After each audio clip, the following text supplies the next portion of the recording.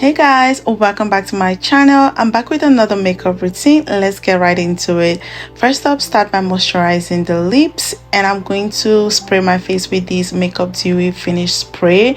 I just love how it makes everything come together.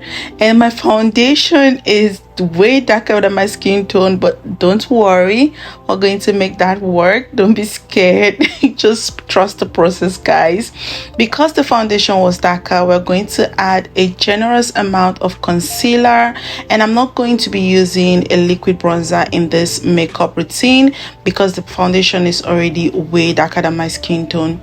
So I'm going to blend in my concealer properly and follow that in with my setting powder. After setting my face with my setting powder, I go in with my powder bronzer to contour my nose, and I'm also going to use that to bronze my face to just add back warmth to my face.